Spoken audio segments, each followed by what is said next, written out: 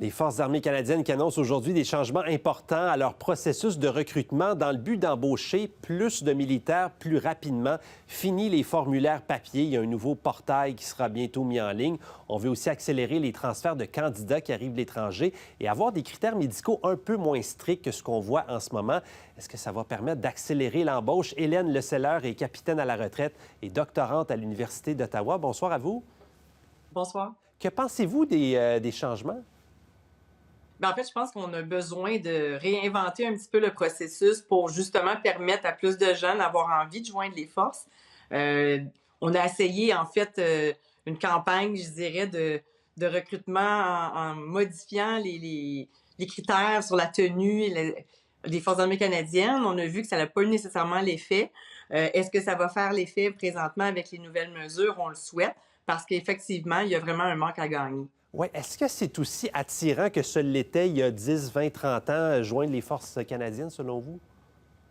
C'est certain qu'à l'époque, on avait vraiment des grandes campagnes publicitaires, puis il y avait des efforts où les gens allaient dans les écoles secondaires, en fait, puis venaient faire directement du recrutement, présentant des vidéos. Il y avait beaucoup plus de présence, je pense. Puis après ça, on est arrivé dans un mode un petit peu plus centralisé par les unités de recrutement. Je ne sais pas aujourd'hui, avec le fait d'aller avec la plateforme en ligne, si on va gagner dans ce processus-là, parce qu'au final, même si on accélère les processus, si la personne, au bout de la ligne, n'arrive pas à rencontrer les standards qui sont recherchés, la personne n'arrivera pas à joindre quand même. Donc, je pense qu'il y a vraiment... On veut moderniser le tout au bénéfice, justement, d'aller chercher plus de personnes, mais je pense qu'on a encore un effort à faire sur, justement, rendre ça un petit peu plus attrayant. Oui, et là, on allège les critères, je le disais, les critères médicaux, entre autres. Si on fait de l'asthme, par exemple, on va pouvoir joindre les forces canadiennes, ce qui n'est pas le cas nécessairement. Est-ce que ça, c'est bon ou il y a un risque, selon vous, qu'on, je ne veux pas dire qu'on nivelle vers le bas, mais qu'on accepte certaines choses qu'on n'acceptait pas auparavant? En fait, au contraire, à ce niveau-là, au niveau médical, je pense que ça fait longtemps qu'on aurait dû assouplir certains critères parce que c'est pas parce qu'on est asthmatique qu'on n'est pas en mesure d'accomplir un travail. Puis le fait est que une fois qu'on est entré dans les forces, qu'on est diagnostiqué par la suite, c'est pas un critère de libération médicale. Alors, si on accepte qu'une fois que la personne est en service, développe certaines conditions de santé, puis qu'on n'a pas justement à mettre ces personnes-là à la porte. Alors pourquoi qu'on devrait mettre ça comme critère d'embauche, comme une restriction en fait à l'embauche? Alors je pense que ça, par exemple, ça faisait longtemps qu'on aurait dû regarder ces différents critères-là.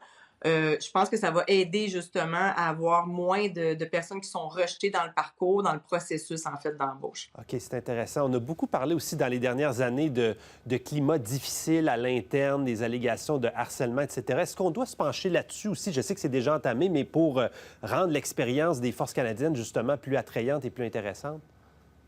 En fait, c'est certain que si on se rend compte que les membres qui sont en service perdent confiance en leur chaîne de commandement, en leur institution, je pense que pour n'importe quelle personne, ça donne pas trop envie de se joindre à une organisation comme ça. De sentir qu'on est capable d'avoir des mécanismes qui font en sorte qu'on va avoir un service sécuritaire, qu'on est capable d'avoir une voie de dénonciation, c'est très important. Puis ça, c'est autant pour les hommes, pour les femmes, je veux dire, c'est pour tous, en fait. Puis je pense que ça a eu un impact du fait qu'on a attendu très longtemps avant d'adresser justement les inconduites sexuelles qui ont eu un impact en fait assez incroyable où il y a des gens qui ont quitté.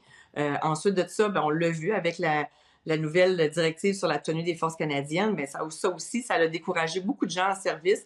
Puis le problème n'était pas tant au niveau du recrutement, mais de la rétention. Mhm. Alors, c'est une chose de faire l'effort au recrutement, mais on doit faire l'effort aussi de redorer l'image au sein même du service pour que les gens aient envie de rester.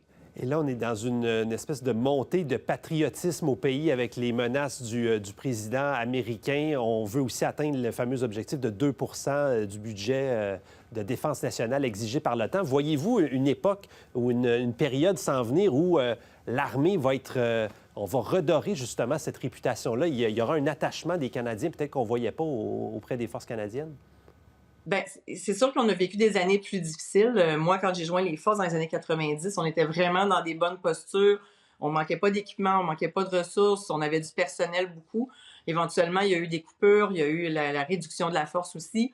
Alors, éventuellement, on est arrivé devant des constats, surtout après la mission en Afghanistan, où on a eu plusieurs blessés qui n'étaient pas en mesure de se redéployer. Puis là, ce qu'on voit beaucoup en ce moment, ben c'est ça. Il y a beaucoup de détresse psychologique, il y a beaucoup de situations qui font en sorte que même si on a une capacité en ressources humaines, ben il y a un bon pourcentage de ça qui sont pas en mesure de se déployer. Puis c'est là le problème, en fait. Alors aujourd'hui, je pense que si on injecte encore plus d'argent, parce qu'on dit que l'argent est là, mais moi, pour avoir des personnes qui travaillent au sein du service, au contraire, on est en période de restriction budgétaire. Alors, où est la bonne, Ouais. où est la vérité là-dedans, on ne le sait pas, mais clairement, plus d'argent, plus de personnel, on va y arriver à joindre, en fait, à répondre à la tâche, là, répondre aux missions qui nous sont demandées. Ça peut pas nuire. En tout cas, Madame Le Seller, très intéressant. Merci beaucoup de nous avoir parlé ce soir. Ça fait plaisir.